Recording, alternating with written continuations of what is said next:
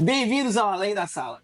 Aqui nós vamos trazer experiências reais, histórias profissionais contadas por aqueles que realmente estão exercendo o dia a dia da profissão. E hoje, no episódio número 1, vamos contar com a ilustre presença do professor mestre Wesley, professor da FAP há alguns anos e também tem uma longa experiência na carreira do direito processual, direito penal e direito. Tá certo? Tem mais alguma coisa? Não. Então, gente, com vocês, professor Wesley. Se apresente para a galera aí, professor. Bem, Matheus, primeiro é um prazer estar aqui com vocês e trazendo um pouquinho dessa explicação, um pouquinho do nosso dia a dia, enquanto advogado, enquanto professor, principalmente aqui na nossa FAP querida, né? Meu nome é Wesley Aguiar Chaves. Hoje eu atuo tanto como professor na área do penal e processo penal e também advogo especialmente nessa área que é o criminal. E é um prazer estar, de alguma forma, trazendo aí alguma motivação, alguns interesses nesse bate-papo que nós iremos ter aqui. Professor, eu sei que o senhor é conhecido aqui na região como quase um santo milagroso, que o senhor literalmente faz milagre, né? E o que a gente quer saber, de fato, tem esse lado. Muitas pessoas hoje em dia falam que é advogado que defende vagabundo, né? Falam muito, esse advogado defende vagabundo, defende bandido, traficante, mas eu queria saber do senhor como que é a sua visão como advogado penal que trabalha na vara criminal de ajudar pessoas que às vezes cometeram crime ou de considerar a inocência de pessoas que não cometeram crimes. Pronto. Matheus, a gente sempre tem essa ideia um tanto quanto errada. Quando nós nos formamos, geralmente é aquele advogado generalista, né? Ele tenta buscar aquilo que dá para sobreviver. Eu sempre digo que o mais específico que nós temos que ser é escolher uma área de atuação. Eu, basicamente, sempre gostei da área criminal e tentei ir por esse caminho aí. A questão de defende bandido, defende vagabundo, é algo que nós ouvimos corriqueiramente. Mas eu sempre falo dentro de sala de aula. Essas pessoas falam isso até o momento que precisam, até o momento que realmente tem um parente, um familiar, um amigo passando por uma situação difícil. E essa situação pode ir desde o momento de um homicídio, como pode também ser um acidente de trânsito, por exemplo. A omissão de um socorro num acidente de trânsito pode te colocar dentro de um processo criminal. E aí, nós costumamos dizer que nós não defendemos o bandido, nós não defendemos a pessoa, mas sim os seus interesses e principalmente o direito que lhe é conferido. E aí, a nossa Constituição vai trazer o Código de Processo Penal, a Lei de Execução Penal. E de alguma forma nós vamos trazer justamente o direito a que é conferido a essa pessoa para trazer a sua liberdade ou, se for a condenação, uma condenação justa. Entendi. E o senhor pode contar algum caso, obviamente, excluindo nomes, né? E descaracterizando de pessoas que foram injustamente acusadas ou que talvez foram acusadas de crimes que não cometeram? Pronto. Matheus, eu tenho um caso, inclusive, pouco mais de 2 meses, eu fui procurado por 2 senhores. Falei até essa história em sala de aula, que foi uma das histórias que mais me impactou enquanto advogado. Aqui, já em Chapadinha, 2 senhores aposentados, ela com 78 anos e ele com 72. Passaram por uma situação de uma aposentadoria que foi feita. O advogado juntou a documentação, juntou ao processo de aposentadoria, essa senhora realmente foi aposentada. No decorrer do crivo, né, da peneira que por vezes é feito ali no INSS, essa senhora apresentou uma documentação errada. Uma documentação errada. Que com certeza ela não tinha ciência, porque é uma senhora analfabeta. Não sabe ler, não sabe escrever. Trabalhadora realmente rural, e a aposentadoria que ela teve foi essa aposentadoria rural. E no decorrer desse trâmite, a Polícia Federal, que investiga justamente crimes como esse, pegou esse documento e iniciou uma investigação criminal. Essa investigação criminal, como eu sempre digo, ela dá base, a fundamentação para uma possível denúncia. Fundamentaram, denunciaram e ela começou a responder por estelionato majorado. O que é o estelionato majorado? É justamente essa utilização de um meio fraudulento para obter uma vantagem, para obter algo. No caso, ela, uma aposentadoria como trabalhadora rural. Resultado, quando eles me procuraram, a primeira coisa que eu comecei a analisar é que realmente essa senhora era uma pessoa que era aposentada, deveria ter o direito à aposentadoria, humilde, trabalhadora realmente rural. Analisando os documentos, comecei a trazer realmente essa parte investigatória dentro da advocacia, né? Como nós chamamos uma investigação particular. Consegui, analisando os documentos, realmente descrever, não, essa senhora faz jus a essa aposentadoria. Juntei, por exemplo, uma documentação que é muito aceita hoje para esse trâmite. A própria certidão de casamento, né? Em que constava tanto ele quanto ela nesse casamento há quase 30 anos, e ele como trabalhador rural.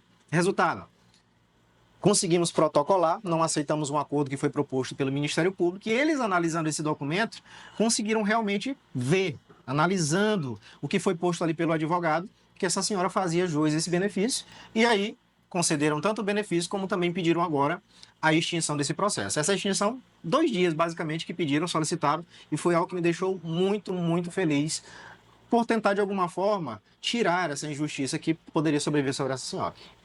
A gente viu um caso interessante, mas eu conheço uma história, por isso que eu falo que o senhor é considerado como santo milagroso, de um cara que era réu confesso e foi inocentado.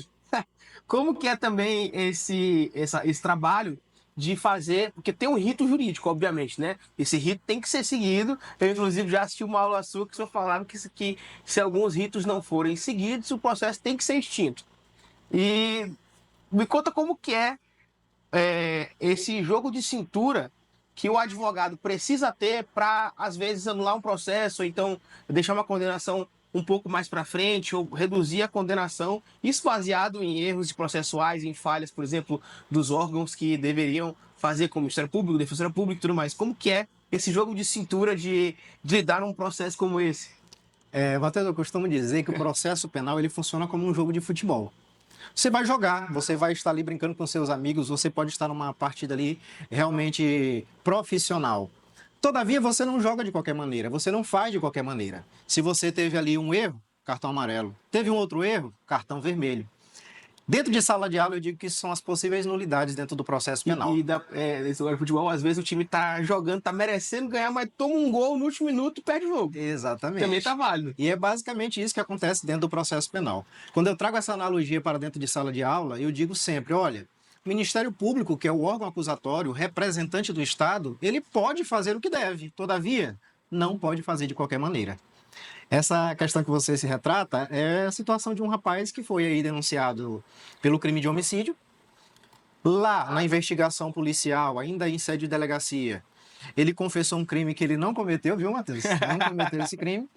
E Cliente meu não comete crime, né? nunca, jamais. Igual aquele advogado lá do TikTok, né? Cliente meu não comete crime. De forma alguma.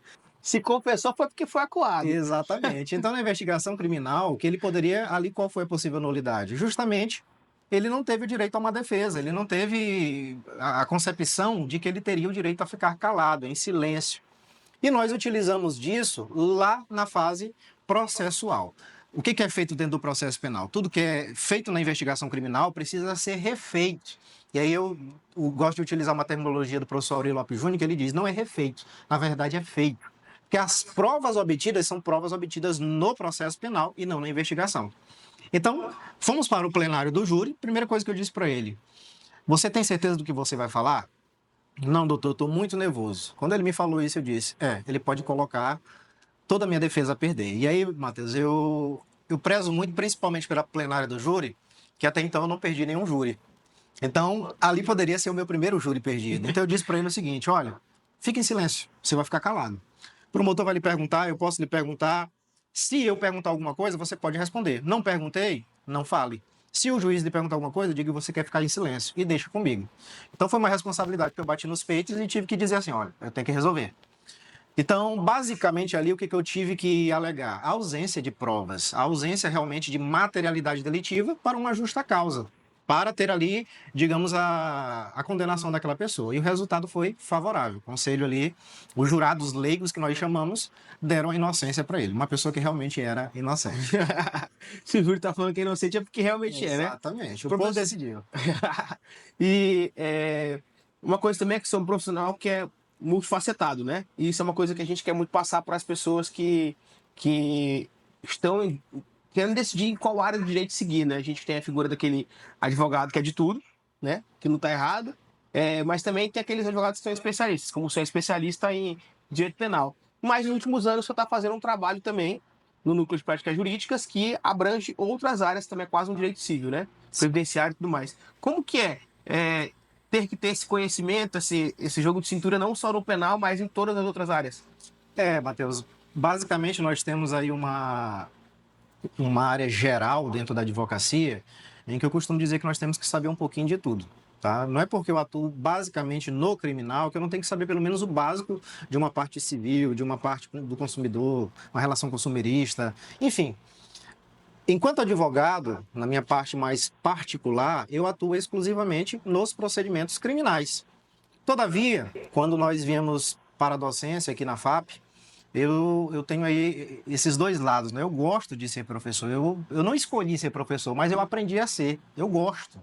Não era algo que eu te diria assim, Matheus, eu escolhi. Eu queria ser professor, não queria. Na verdade, foi algo que a vida foi levando e ela vai lhe abrindo portas. O que eu queria ser mesmo, Matheus, era militar. A minha área era militar. Eu queria ser realmente militar. Fiz o CFO, me lesionei, infelizmente não pude fazer o TAF. Pensava realmente a questão do concurso para delegado de polícia, que é algo que eu não deixo tão longe, né? É algo que me chama a atenção. Mas a advocacia, ela me abraçou e eu aprendi, eu gostei. Assim como hoje enquanto professor. Aqui no PJ, nós basicamente atendemos relações aí de consumo ou previdenciárias, trabalhamos também com a parte civil, principalmente direito de família. E nós precisamos ter esse entendimento, e a FAP tem esse entendimento, de que o núcleo de práticas jurídicas que está para os alunos, aqui enquanto estagiários, também está para a população. Então, são pessoas de baixa renda que precisam ser atendidas. Então, eu entendo que tanto a instituição quanto eu, enquanto advogado, eu preciso também ter esse trabalho, esse viés, que é levar à sociedade o conhecimento, como nós já fizemos diversas vezes, através de panfletos, através de cartilhas, como também essa relação mesmo de atendimento que é feita aqui no Núcleo de Práticas Jurídicas. Primeiro, pelos alunos estagiários, e um segundo momento por mim, que olho, confecciono as peças junto com eles, corrijo, e é justamente o que tem dado certo, e realmente temos aí ações, grandes ações aqui no Núcleo de Práticas Jurídicas. E nessas ações que a gente está fazendo no Núcleo de Práticas Jurídicas há algum tempo, né? Quantos a gente já conseguiu ter êxito? Quais que foram os maiores êxitos nisso? Eu sei que aqui tem muitas conciliações são feitas aqui dentro, né? Sim. E nessa conciliação você tem que ser advogado das duas partes, né? Como que é? Eu pergunto para esse jogo de cintura sempre, porque realmente acho que o advogado ele tem que ter muito jogo de cintura, né? Tem que trabalhar sempre. Que a lei tem várias vertentes, né? Tem várias interpretações, tanto que são 3 esferas de poder, é o primeira instância, segunda instância, terceira instância, e nem sempre essas instâncias têm entendimentos iguais, né? Às vezes as mesmas instâncias em locais diferentes têm entendimentos diferentes. Como que é trabalhar com isso, atender uma população que é hipossuficiente, são pessoas que não têm condição de pagar por um processo, e tendo essa pessoa, às vezes, sendo injustiçada socialmente, ela já está traumatizada, já está com muita dor de muitas vezes ser marginalizada pela sociedade, e aí você vai fazer um atendimento num processo que muitas das vezes ela não tem a certeza de que vai ganhar e que pode ainda ter esse sentimento social dentro dela. Matheus, a gente desenvolve aqui uma área muito importante que foi implementada agora nesse segundo ano, né, que nós estamos aqui. Hoje nós temos uma sala específica dentro da faculdade, aqui especificamente no Núcleo de Práticas Jurídicas, para atender a parte conciliatória. Como é que é feito isso? Tanto os alunos quanto eu, nós tentamos, como você disse, estar para as duas partes. Tentar formular acordos, tentar colocar na mesa, olha, essa aqui é uma proposta boa, essa aqui é uma proposta que você pode aceitar, ou não, essa daqui talvez não seja tão interessante.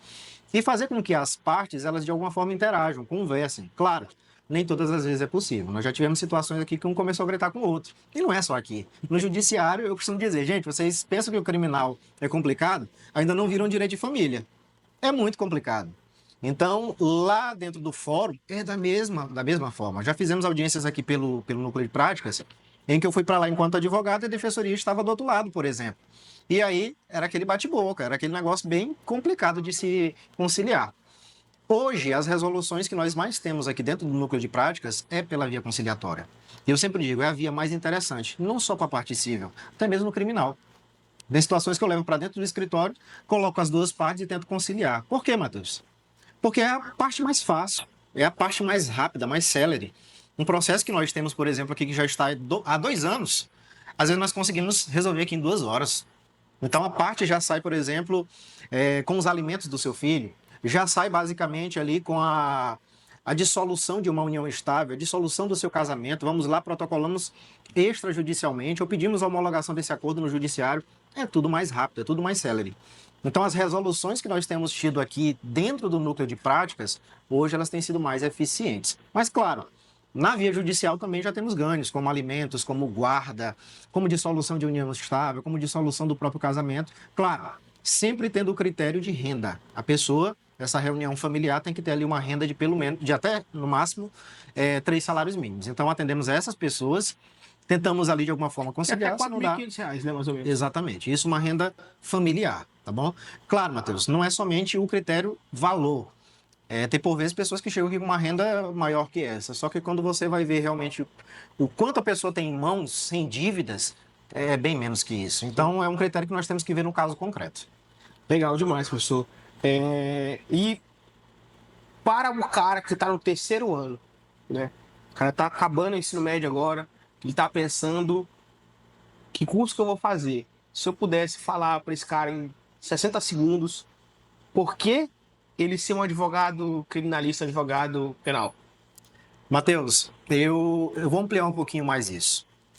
Para a pessoa que está no terceiro ano, eu sempre costumo dizer, inclusive nós fizemos uma palestra uma vez aqui com os alunos da rede pública, e eu disse para eles, olha, o curso de Direito é um curso que vai te abrir um leque de oportunidades. Não existe outro curso que abra um leque de oportunidades como o curso de Direito. Você tem diversos concursos, você tem a advocacia, você tem a magistratura, você tem a defensoria, diversos leques para, de alguma forma, se trabalhar. E quando a gente trabalha justamente esse contexto do curso de Direito, eu preciso dizer a eles que, olha, é um curso que só se você quiser você vai ficar desempregado. Só se você quiser você vai parar no mercado jurídico, né? Para aquele que tem conhecimento, para aquele que quer crescer, sempre haverá oportunidade. Então é um curso que vai abrir um leque, vai abrir oportunidades e, claro, para quem estuda, para quem se prepara, para quem faz um bom curso, com certeza é um mercado aí que vai trazer grandes proveitos. Um cliente a cada 2 dias, depende muito do mês, depende muito de como vai ser a situação. Todavia, por vezes, esse único cliente, Matheus, pode trazer uma renda maior do que os 30 que estiveram em um outro.